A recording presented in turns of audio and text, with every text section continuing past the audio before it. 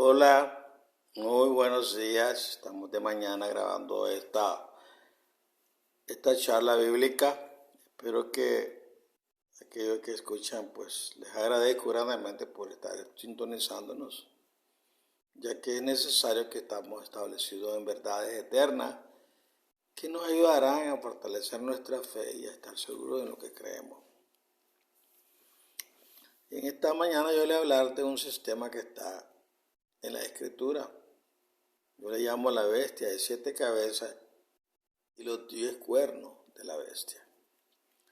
Vamos a tratar de hablar sobre ese sistema que se hace necesario que lo entendamos, especialmente hoy, que la gente está hablando y los líderes del mundo están hablando acerca de un nuevo orden. Bueno, yo le llamo la bestia del Apocalipsis, ¿verdad? Que está en el capítulo 13 de Apocalipsis. El libro de Apocalipsis divide a la gente del mundo en 7 sistemas religiosos generales. El ateísmo, incluido agnóstico, deísta, el paganismo, religiones tribales, grupos ocultistas, el judaísmo ortodoxo y reformado, el islam, dividido en sunita y chiita, el misticismo oriental, hinduismo, budismo, el catolicismo ortodoxo griego anglicano, y el protestantismo bautistas pentecostales. La Biblia considera que el ateísmo es una religión porque es un sistema de creencia basado en la fe, es decir, los ateos creen que no existe Dios. Las 7 cabezas de la bestia en Apocalipsis 13:1 representan los 7 sistemas religiosos del mundo. Todos en la tierra pertenecemos a uno de los 7 sistemas religiosos. Y esto resultará sorprendentemente importante a medida que desarrolle la revelación de Jesús. Cuando Jesús hable a través de los 144,000, probará que todo sistema religioso es blasfemo y falso. Tiene que hacer esto porque la gente de cada sistema, dentro de ese sistema, está convencida de que sus creencias religiosas son verdaderas.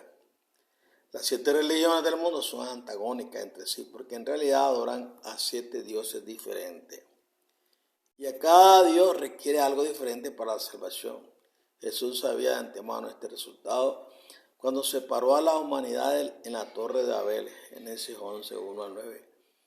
Y tiene la intención de utilizar las diversidades de la humanidad para demostrar un punto profundo. En todo sistema religioso hay personas de corazón honesto que aman y honran sinceramente al Todopoderoso que ellos conocen. Todos estos individuos tienen una cosa en común: reconocen la voz del Espíritu Santo, Juan 10:16. Cuando llegue el momento en que Jesús selecciona a los 144,000, la mayoría de ellos no tendrán un trasfondo cristiano. A algunos cristianos les resultará difícil aceptar este concepto, pero no deberían hacerlo. El apóstol Pablo no era cristiano cuando Jesús lo seleccionó. Pablo era un fariseo devoto. Jesús vio que tenía un corazón maravilloso, pero su cabeza estaba descarriada por su herencia y convicciones religiosas. Como va en Apocalipsis 10, cada uno de los 144,000 se encontrará personalmente con Jesús, y una vez que Él aclara algunas cosas, reconocerán y adorarán inmediatamente al Creador. 144,000 se mantendrán firmes en su fe porque tienen un corazón honesto y escuchan la voz del Espíritu Santo. Jesús elegirá a estos siervos, tanto hombres como mujeres, Joel 2:29, de toda lengua, cultura y trasfondo religioso. Lo hace para que los 144,000 sean eficaces trabajando entre su propia gente. Jesús quiere salvar a tantas personas como sea posible, por lo que utilizará personas que pueden hablar con sus propios hermanos y hermanas. Dios comprende los prejuicios religiosos, los prejuicios culturales y las emociones raciales del hombre. Actualmente un musulmán no puede decirle a un protestante que su religión es falsa y esperar un buen resultado. Asimismo, un católico no puede decir a un judío que su religión es falsa y esperar un buen resultado. Sin embargo, los católicos pueden hablar con los católicos, los musulmanes pueden hablar con los musulmanes, los judíos pueden hablar con los judíos y los protestantes pueden hablar con los protestantes. La destrucción causada por las primeras 4 trompetas hará que los líderes religiosos y políticos del mundo se reúnan y discutan la ira de Dios. La infraestructura de las naciones quedará en ruina y 2.000 millones de personas estarán desaparecidas, muertas o moribundas. Los líderes mundiales se dejarán llevar por el miedo y las circunstancias, a dejar de lado pequeñas diferencias, temiendo que haya más ira divina inminente. Los líderes discutirán humildemente muchos temas que de otro modo serían inflamatorios a puertas cerradas, en un esfuerzo por determinar que el poderoso, todopoderoso, esté enojado, es el Dios musulmán Alá, el Dios judío Jehová, el Dios cristiano llamado Dios Padre o el Dios hindú de la destrucción Shiva, el responsable de los acontecimientos desastrosos. Por supuesto, nadie podrá proporcionar evidencia concluyente y esto producirá a la siguiente pregunta. ¿Adora la humanidad a un Dios que tiene diferentes títulos o muchos dioses diferentes? La pregunta será inflamatoria porque los judíos adoran al Dios de Abraham, Isaac y Jacob, pero los musulmanes adoran al Dios de Abraham, Ismael y Mahoma. Si judíos y musulmanes adoran al mismo Dios, ¿por qué la voluntad de Dios para los judíos es diferente de las enseñanzas de Mahoma? El Antiguo Testamento exalta a los descendientes de Jacob, no a los descendientes de Ismael. Génesis 17, versículos 18 al 21. En los otros extremos de la mesa, católica y protestante tendrán conflicto. Ambos sistemas religiosos creen en Dios Padre, Dios Hijo y Dios Espíritu Santo, pero están muy alejados en cuanto a las propiedades de la salvación. Los católicos creen que los sacramentos de la iglesia son necesarios para la salvación y los protestantes se oponen a esto. En cambio, los protestantes creen que la salvación viene a través de la fe en Cristo. Hay diversidad sobre lo que realmente significa la fe. Para complicar aún más las cosas, los dioses de los musulmanes, judíos e hindúes no tienen un hijo llamado Jesús. Y estos sistemas religiosos se opondrán enérgicamente a la idea de que Jesús sea miembro de la divinidad. Los líderes también discutirán el espinoso asunto relacionado con la adoración. Las tradiciones católicas no concuerdan con las tradiciones protestantes y las tradiciones islámicas no concuerdan con las tradiciones hindúes o judías. Aunque todo el mundo está de acuerdo en que hay un Dios enojado, ¿cómo puede un mundo religioso y políticamente diverso apaciguar al Dios que ha devastado el mundo y matado a 2.000 millones de personas? Los líderes religiosos del mundo son un grupo diverso y no podrán resolver estas cuestiones.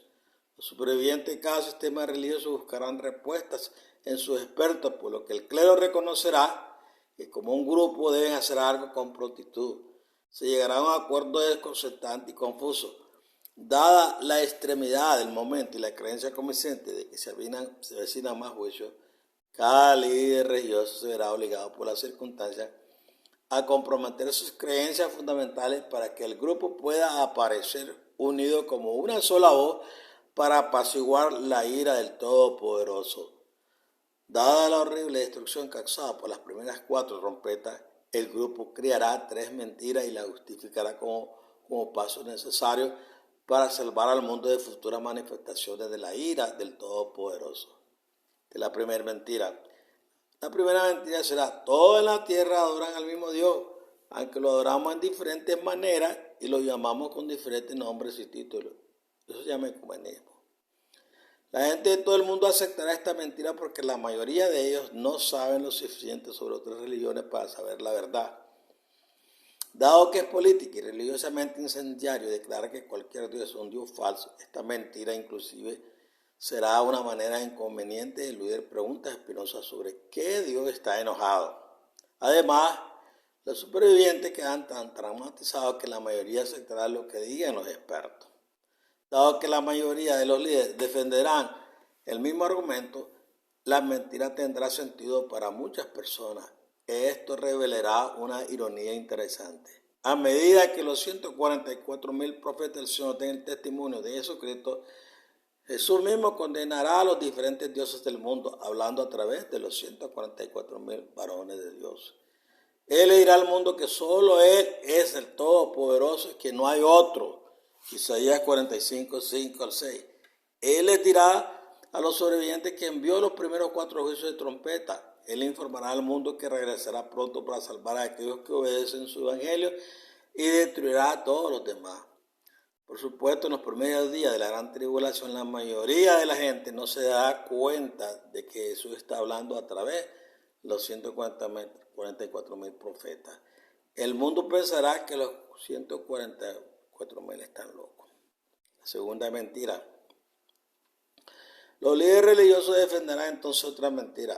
Todos hemos observado que la ira de Dios cayó sobre lugares notablemente malvados en cada nación. Esto indica claramente que somos responsables ante el Todopoderoso por nuestras acciones y Él está profundamente ofendido por los caminos pecaminosos y decadentes de toda la humanidad.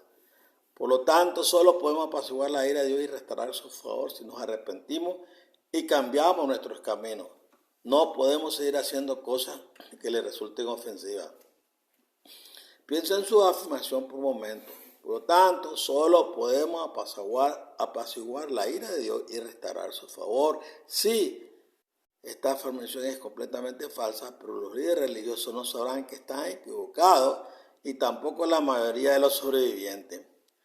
Si los líderes religiosos del mundo entendieron correctamente los libros de Daniel y Apocalipsis, conocerían los planos de Dios. Sabrían que la humanidad no puede tener la ira de Dios una vez que se activa. Y después del juicio de la cuarta trompeta no habrá más juicios inminentemente. Según lo calculo, la quinta trompeta ocurrirá aproximadamente 2 años y medio después de la cuarta trompeta. Debido a que las primeras 4 trompetas tomaron por sorpresa a los líderes religiosos, pensarán que hay más juicios inminentes y que pueden hacer algo para detenerlos. Este será el motivo para crear la bestia de 7 cabezas mencionada en Apocalipsis 13:1. La bestia de 7 cabezas será un gobierno de crisis que dirigirán los líderes religiosos de los 7 sistemas religiosos del mundo. Su objetivo será apaciguar la ira de Dios para que terminen sus juicios. Sin embargo, estarán insultando al Todopoderoso. Apocalipsis 13:1. Resalta esta ironía al indicar que un nombre blasfemo está escrito en cada una de las 7 cabezas de la bestia. Aunque los sistemas religiosos del mundo son diferentes, se parecen en muchos aspectos. Cada sistema está seguro de sí mismo y convencido de que conocen a Dios y su voluntad mejor que los demás sistemas. Cada sistema religioso tiene sus propios expertos en asuntos relacionados con el Todopoderoso, por lo que el mundo estará observando de cerca al clero cuando la ira de Dios se convierte en un tema de suma importancia. Cada sistema religioso buscará en su clero explicaciones, orientación y consuelo. Desafortunadamente, el resultado será que los ciegos guían a los ciegos. Mateo 15:14. Es por eso que la Biblia dice que el mundo seguirá a la bestia mientras ésta abre el camino hacia la blasfemia. Apocalipsis 13:3. Debes saber una vez esto. Un ángel arroja el incensario en el templo del cielo. Apocalipsis 8:5. La intersección corporativa por la humanidad termina y Jesús nunca reanudará esta intersección. Esto significa que una vez que comienza la ira de Dios no se puede detener. La ira del Todopoderoso seguirá en un curso incondicional que terminará cuando el mundo sea destruido en la segunda venida. Una vez que comiencen en los 1335 días asignados para las 7 trompetas y las 7 copas, la oración y el arrepentimiento no tendrán ningún efecto para detener o cambiar las plagas restantes. No habrá vuelta atrás. Para poner este asunto en perspectiva, podemos estar seguros de que hubo mucha oración y arrepentimiento en los días de Noé cuando comenzó a llover. Sin embargo, el llanto, la oración y el arrepentimiento no detuvieron el diluvio. No habrá más misericordia para el mundo corporativamente hablando una vez que comience la ira del Todopoderoso. Aunque habrá misericordia para los individuos durante los primeros 1260 días de la gran tribulación, Jesús hablará a través de los 144,000 ofreciendo salvación a todo aquel que esté dispuesto a aceptar sus términos y condiciones. La tercera mentira. Los líderes de la bestia de 7 cabezas crearán una tercera mentira para justificar su solución extrema para enfrentar la ira de Dios. Incluso si no pueden resolver sus diferencias teológicas, razonarán que si eliminan conductas que Dios considera ofensivas, su ira terminará. El clero también llegará a la conclusión de que una reforma global solo puede ocurrir si todos los líderes políticos del mundo les dan autoridad limitada para lograr este objetivo. Pensarán que pueden dictar los cambios necesarios y que los líderes políticos pueden implementar sus demandas. El diablo intervendrá para hacer que sus sugerencias y ambiciones parezcan factibles. Dará poderes para orar milagros a algunos miembros del clero. Mateo 7, 21 y 22, Apocalipsis 13, 2. Estos milagros asombrosos convencerán a los líderes políticos del mundo de que el poderoso está pidiendo un cambio dramático. Jesús advirtió, porque aparecerán falsos cristos y falsos profetas y harán grandes señales y milagros para engañar incluso a los elegidos. Si eso fuera posible, mira, te lo he dicho con antelación. Mateo 24, versículos 24 y 25. En los países católicos y protestantes, los sacerdotes y pastores presentarán el siguiente argumento. Desde el principio de los tiempos, el poderoso ha elegido y dado prioridad a ciertas personas para enseñar y guiar a otros en asuntos espirituales. Antes del diluvio de Noé estaban los patriarcas. Después del éxodo, el poder todopoderoso seleccionó a los levitas para que sirvieran como sacerdotes y maestros. Después de que el Todopoderoso estableció la iglesia cristiana, eligió a ciertas personas para que sirvieran como sacerdotes, pastores, maestros y evangelistas. Todos los sistemas religiosos de la tierra han designado líderes espirituales de manera similar. Por lo tanto, después de consultar con los líderes religiosos y políticos del mundo, todos hemos acordado una solución que apaciguará la ira de Dios. Hemos creado un nuevo gobierno que apaciguará la ira de Dios en cada nación. Este nuevo gobierno proporcionará dirección a través de sus leyes y los líderes políticos del mundo las harán cumplir. El arrepentimiento y la reforma son obligatorias si queremos el favor y las bendiciones del Todopoderoso. El clero utilizará ley marcial durante las primeras 4 trompetas y antes que la bestia de 7 cabezas tome el control. Los líderes políticos del mundo declararán ley marcial. Los líderes gubernamentales declararán la ley marcial en tiempos de crisis, cuando los problemas requieren decisiones instantáneas. Cientos de legisladores o miembros del Parlamento no pueden reunirse, deliberar y tomar decisiones porque la situación es demasiado fluida. La ley marcial es importante en esta historia porque sin ella los líderes políticos del mundo no podrían por sí solos entregar sus respectivas naciones a la autoridad del gobierno en crisis. La bestia de 7 cabezas que creará el clero con la ley marcial en vigor, los líderes políticos pueden hacer esto sin el consentimiento o la deliberación que normalmente utilizan los legisladores parlamentarios o congresos. Las libertades y los derechos inalienables garantizados por ciertas cartas y condiciones se dejan de lado para que los presidentes, primeros ministros y gobernadores puedan gobernar sin impedimentos. Las terribles circunstancias y el temor a más juicios venidero harán que los líderes políticos del mundo se rindan ante la directiva de la bestia de 7 cabezas. Esta bestia que sube del mar, en Apocalipsis 13:1, será la respuesta unida del hombre a la ira de Dios y así brotará a la vida a través de la ley marcial. A la bestia se le dotará autoridad sobre todo tribu, pueblo, lengua y nación. Apocalipsis 13:7. Desafortunadamente, la historia demuestra que los gobiernos de iglesias y estados son formas horribles de gobierno. Por lo general son mucho más intolerantes y crueles que los peores gobiernos seculares. Cuando la religión dicta las leyes de una nación, la miseria de sus ciudadanos siempre aumenta. El ambiente se volverá hostil e intolerable, especialmente para aquellos que aman al Todopoderoso y su palabra. Aquellos que aprecian el derecho de adorar al Todopoderoso según los dictados de su propia conciencia no tienen a dónde ir en un estado dominado por la religión. No hay libertad personal para adorar al Todopoderoso en una iglesia o estado, a menos que su religión sea la religión que dicta. E incluso entonces, cuando una iglesia, estado, determina la voluntad del Todopoderoso para sus súbditos, esto no significa que todos dentro de ese cuerpo religioso estarán de acuerdo sobre cuál es la voluntad de Dios. No hay nada más agotador e insoportable que un hombre metiendo sus puntos de vista religiosos en la garganta de otro, incluso si los dos pertenecen al mismo sistema religioso. En los últimos años, el mundo ha sido testigo de los comportamientos humanos y espantosos de los talibanes en Afganistán y del ISIS en Irak y Siria. El poderoso ha exhibido a ambos gobiernos para mostrarle al mundo las atrocidades de una teocracia, iglesia-estado. Son muestras proféticas de la bestia de 7 cabezas. Esta revelación no es nueva. Considera la destrucción causada durante la guerra civil de Rusia en 1917 a 1922, 9.5 millones de muertos. Por la Alemania nazi de 1935 al 45, 7 millones. Y por el régimen de Mao Zedong, 1949 a 1975, 45 millones.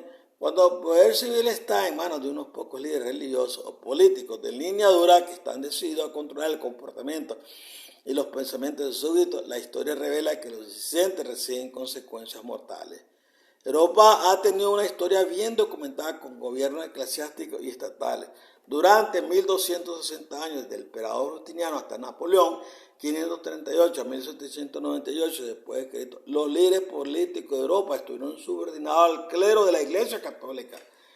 Muchos millones de protestantes que resistieron las enseñanzas de la Iglesia durante la Edad Media fueron asesinados, torturados y encarcelados.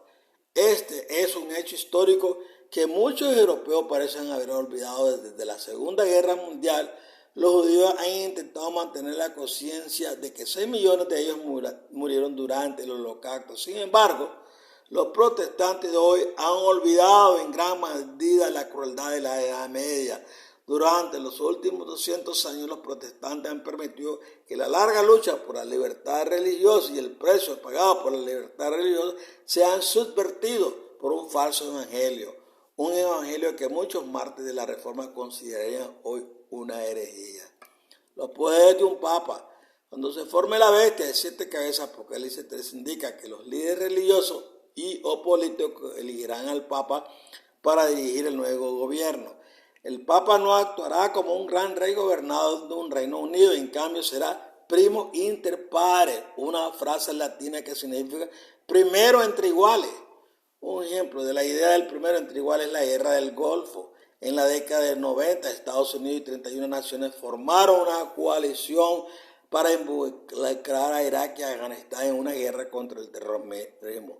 Después de considerar el precio pagado en vidas perdidas y el valor monetario de los activos involucrados, se puede decir de la guerra del Golfo que Estados Unidos fue el primero entre iguales en relación con las demás naciones.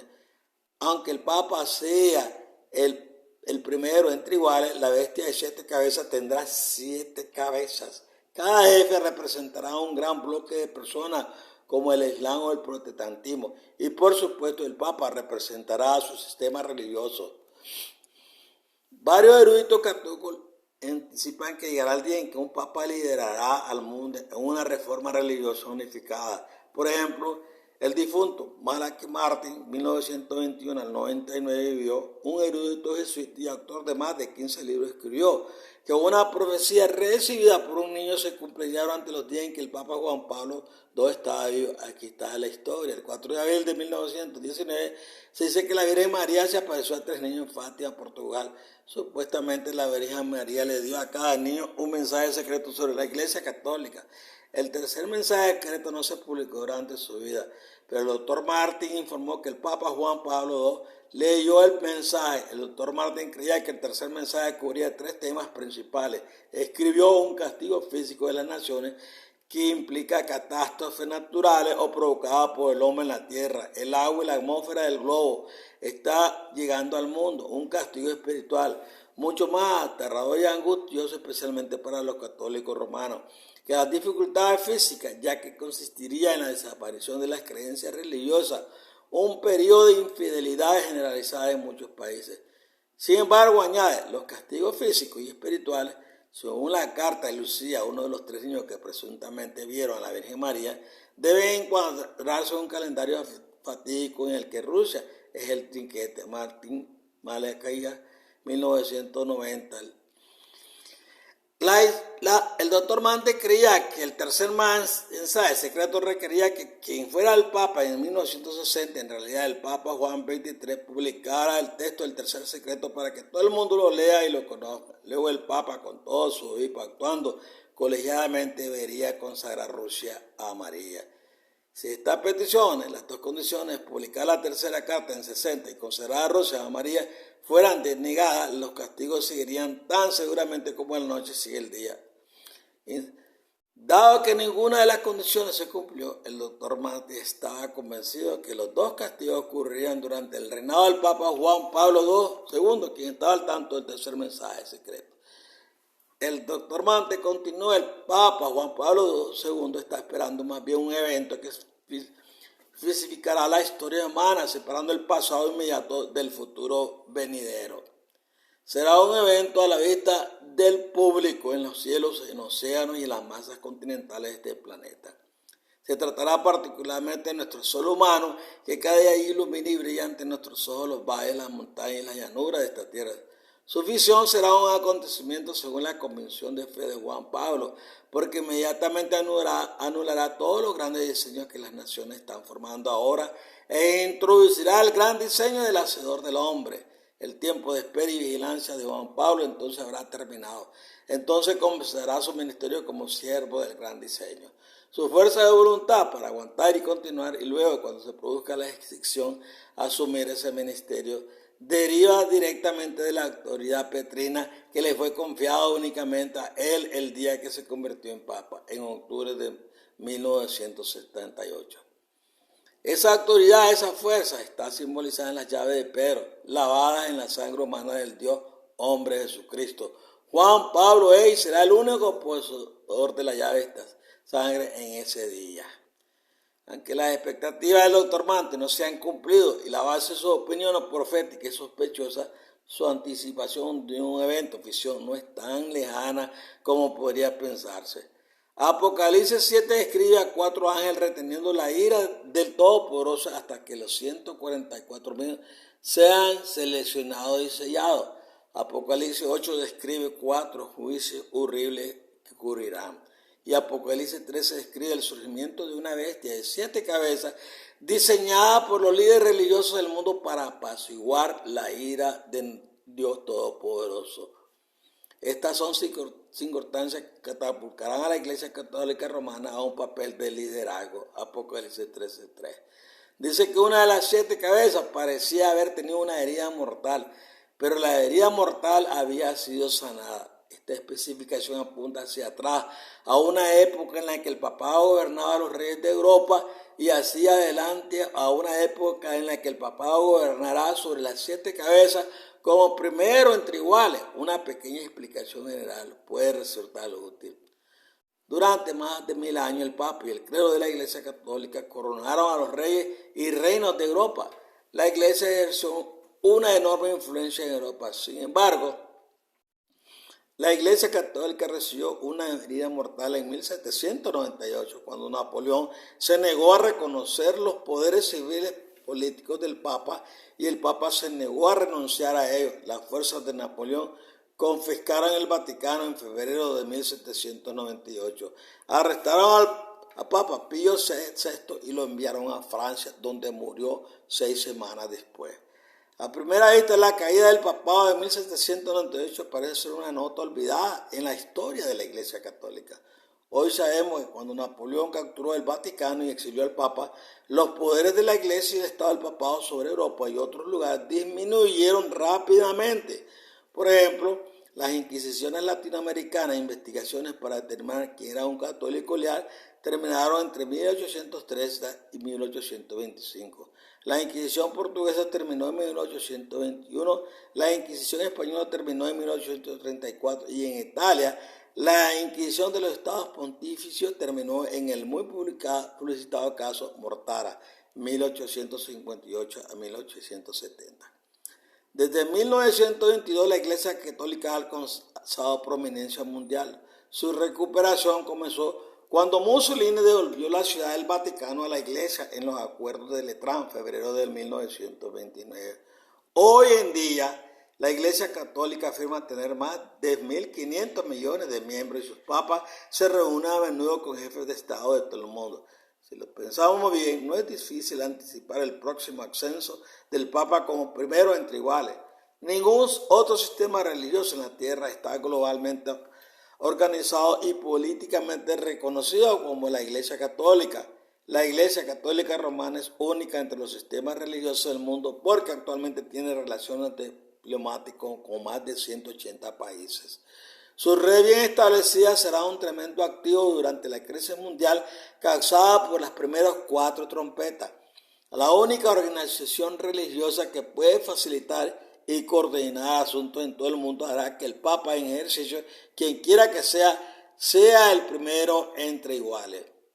Iglesia versus Estado. Durante los tiempos del Antiguo Testamento, el Todopoderoso estableció un sistema de gobierno en el que los reyes de Israel se sentaban en el trono y un sumo sacerdote servía en el templo. El Todopoderoso no permitió que ninguna persona tuviera autoridad sobre la iglesia y el Estado. Cuando el arrogante rey Usías intentó cruzar la línea y oficiar en el altar, el Todopoderoso lo hirió con lepra. Segunda de Crónicas 26, versículo 16 al 21. Históricamente, el judaísmo y el protestantismo han abogado por una línea de separación entre la iglesia y el Estado, pero la iglesia católica, el Islam y otros sistemas religiosos no lo hacen.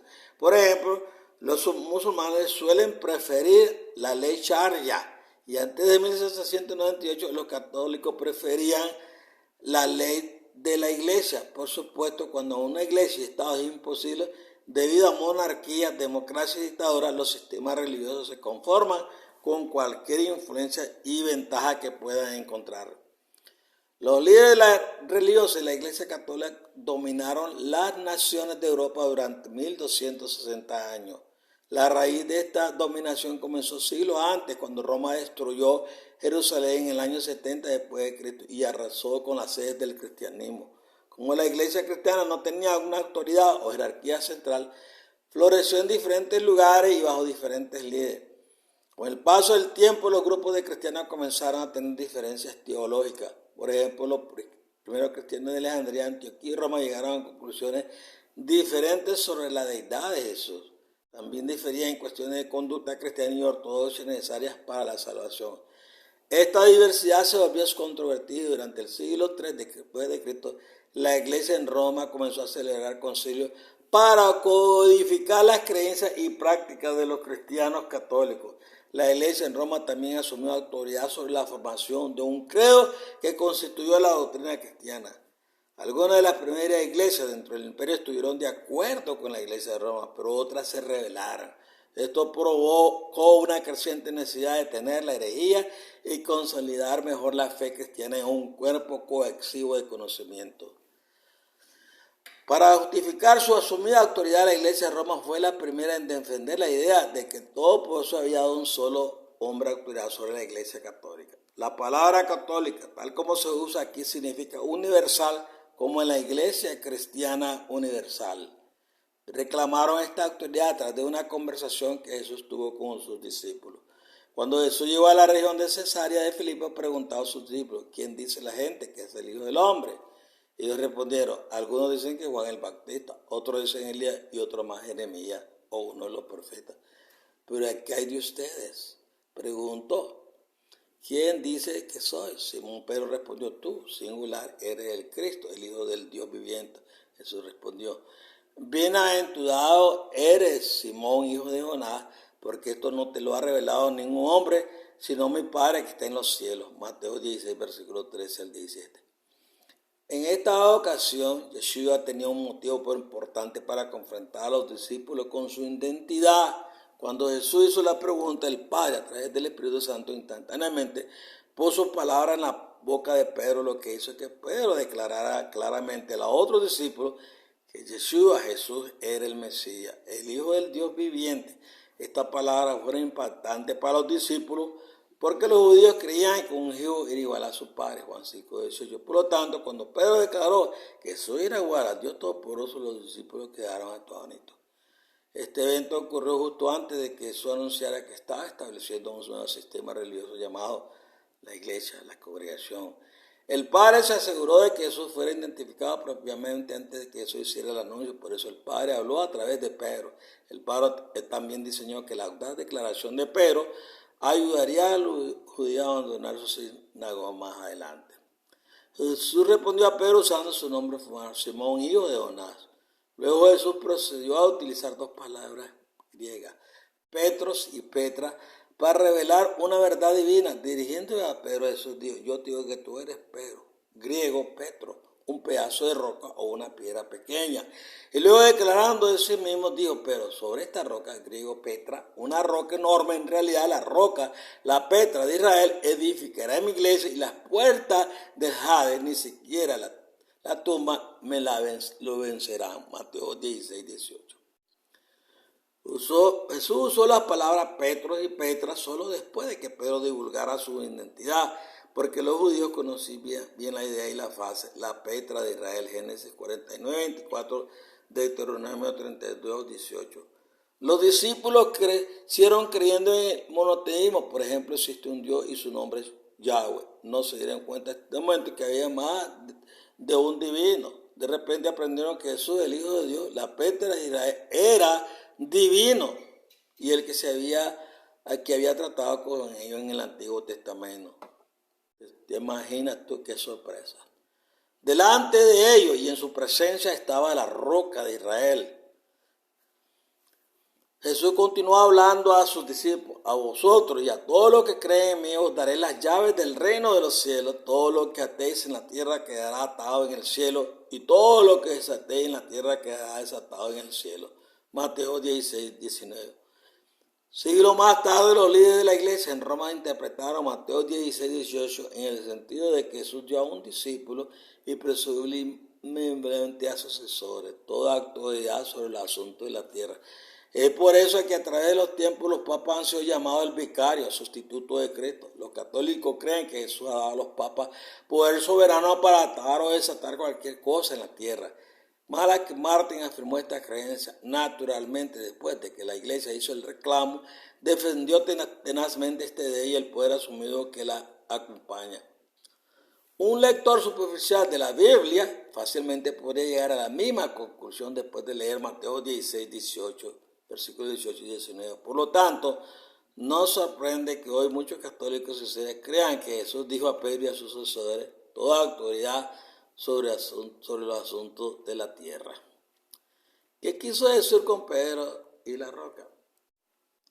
La Biblia cuenta una historia diferente a la que presenta la teología católica. No hay evidencia en la Biblia que demuestre que los discípulos entendieron que Jesús le dio a Pedro alguna autoridad especial en esa ocasión. De hecho, después de que Pedro declaró que Jesús era el Mesías, el Hijo de Dios vivo, negó a Jesús 3 veces. Luego, años más tarde, Pablo reprendió a Pedro por tratar a los creyentes gentiles como si no fueran miembros de la iglesia de Jesús. Gálatas 2:14. A Pedro no se lo menciona como presidente o líder de la fe cristiana en el Nuevo Testamento, y los últimos libros del Nuevo Testamento fueron escritos después de la muerte de Pedro. Además, el primer presidente de la iglesia cristiana fue Santiago, no Pedro. Gálatas 2, del 9 al 12, Hechos 15, 13. De hecho, si un discípulo se destaca sobre los demás en el Nuevo Testamento como el favorito de Jesús, tendría que ser Juan. La Biblia identifica a Juan como el discípulo que Jesús amaba 4 veces. Mirando más allá de la Biblia, la historia de la iglesia primitiva indica que los cristianos no entendieron ni usaron Mateo 16 para promover la autoridad de un hombre hasta el siglo VI. Los líderes cristianos de otros países quedaron consternados cuando la iglesia en Roma comenzó a utilizar este argumento en su esfuerzo por consolidar el control sobre la doctrina y establecer su autoridad sobre todo lo llamado cristiano. Cuando Justiniano, 482 al 565 de Cristo, tomó el trono de lo que quedaba del Imperio Romano, él, no el Papa, creó el Sacro Imperio Romano. En el año 477 de Cristo, el antiguo Imperio Romano fue destruido y dividido en 10 reinos. En un intento por reconstruir y unir el antiguo Imperio Romano, Justiniano en el año 533 después de Cristo le dio al Papa Silverio el poder de determinar quién era un cristiano ortodoxo y quién era un hereje. Unos años más tarde, Justiniano obligó al Papa Silverio a dejar su cargo e instaló a alguien en que podía confiar, el Papa Vigilio. Justiniano no se dio cuenta de que al darle al Papa la tarea de decir quién era un creyente ortodoxo, estaba entregando el trono del Sacro Imperio Romano. Una sucesión de papas se convirtió en la máxima autoridad sobre la monarquía y reina durante más de 1000 años. Alrededor de 1450, Gutenberg inventó la imprenta que le permitió publicar el primer libro producido en masa, una edición de 1202 páginas de la Biblia cristiana. Se distribuyeron Biblias entre los laicos católicos y después de estudiar el Nuevo Testamento por sí mismos comenzaron a exigir reformas dentro de la iglesia. Descubrieron que la iglesia se había desviado significativamente del Evangelio de Jesús. La Biblia expuso muchos errores y mentiras de la iglesia. En 1517, Martín Lutero destacó muchos errores de la iglesia cuando clavó sus 95 tesis en la puerta de la iglesia del castillo de Wittenberg. La iglesia intentó capturarlo y ejecutarlo por herejía, pero personas poderosas protegieron a Lutero. Si la iglesia no pudo arrestarlo y condenarlo a muerte, al menos podría impedirle recibir la vida eterna negándole el acceso a los sacramentos rituales.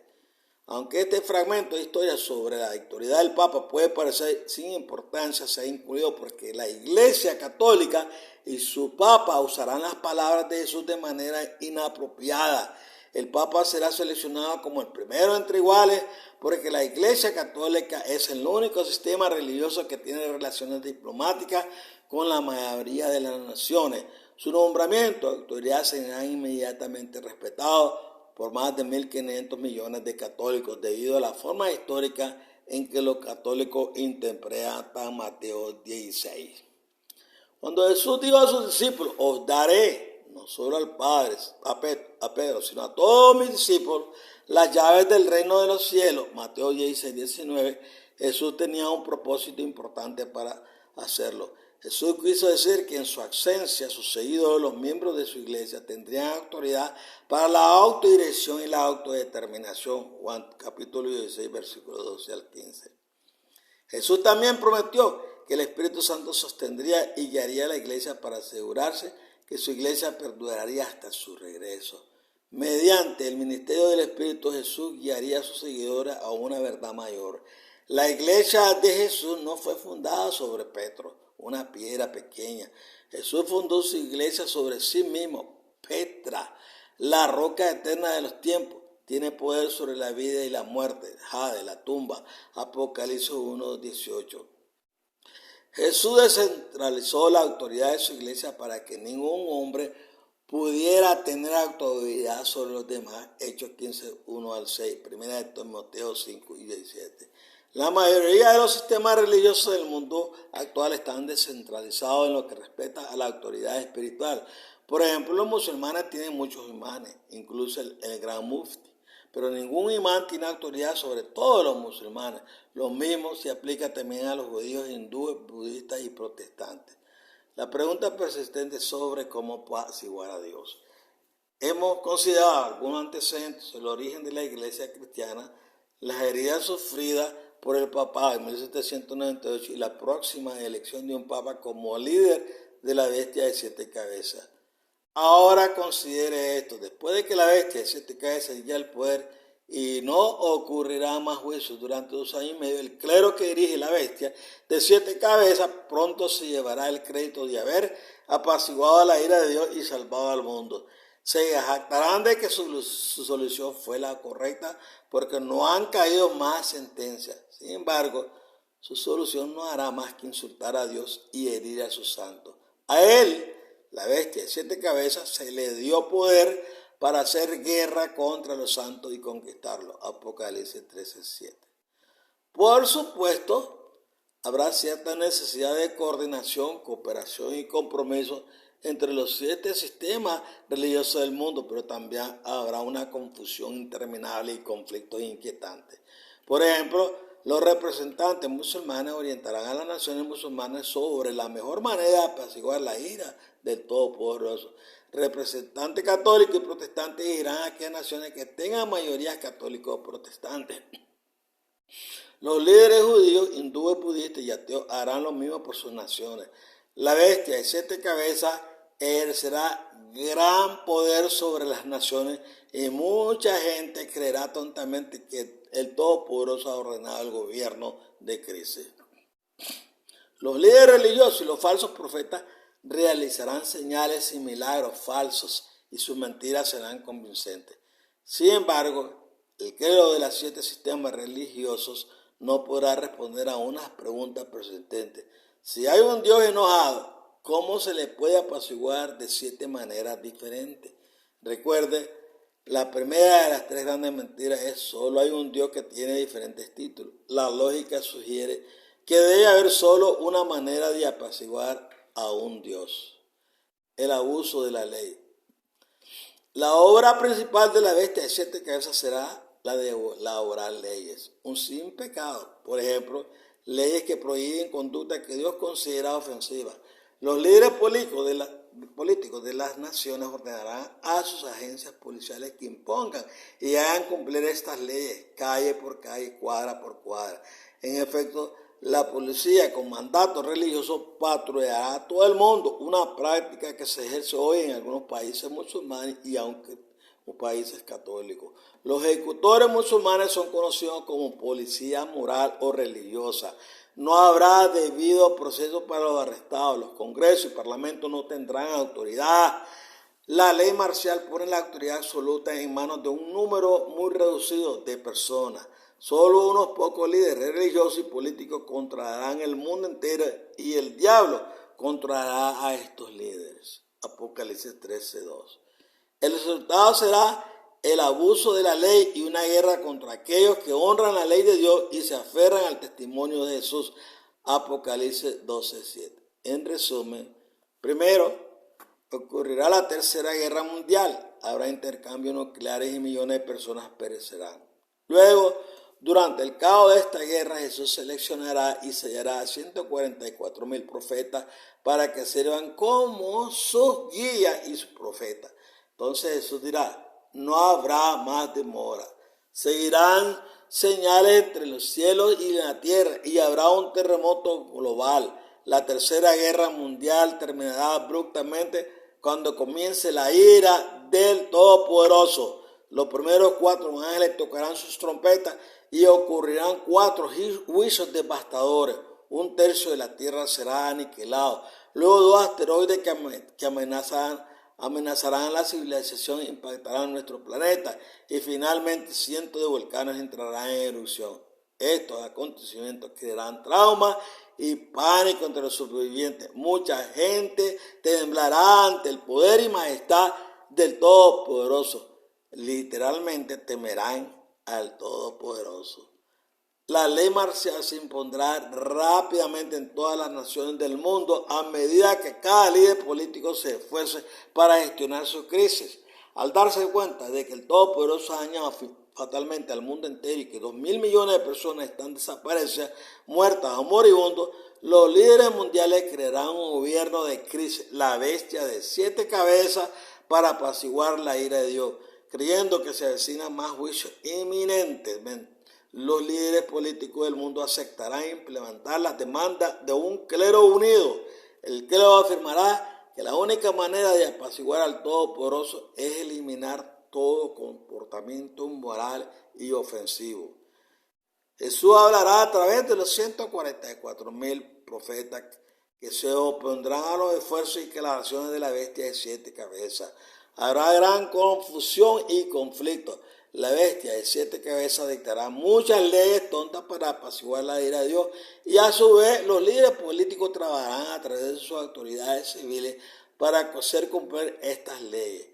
Todos obedecerán las leyes de la bestia de 7 cabezas o serán castigados. La profecía bíblica presenta este escenario en los términos más claros.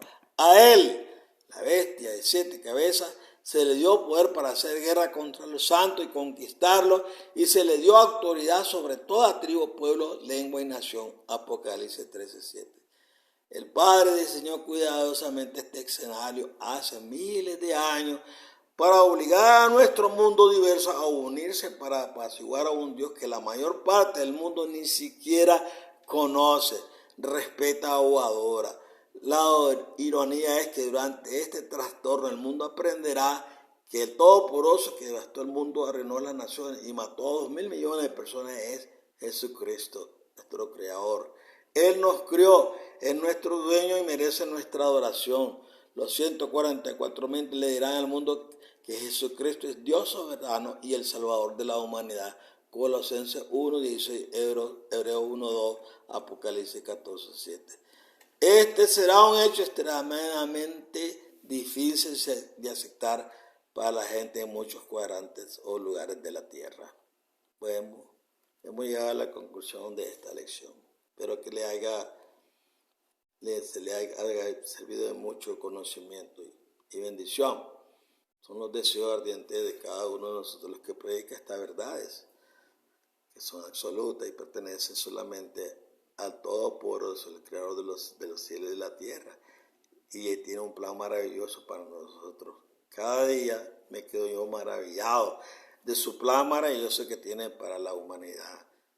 Es un Dios de amor y misericordia que quiere alcanzarlos a pesar de las condiciones que existen en la tierra, a pesar, como dicen, del desequilibrio espiritual y las actuaciones de muchas personas que no le conocen. Espero que esto le haya servido de mucha bendición y que pues sigamos siempre caminando en las cosas de Dios y sea nuestra prioridad en nuestro corazón el agradar a nuestro Señor y predicar este evangelio bien claro y decirle a la gente lo que le espera y cómo pueden ellos ser protegidos por el Todopoderoso. Señor me lo guarde, me lo bendiga y en su hogar. Bye.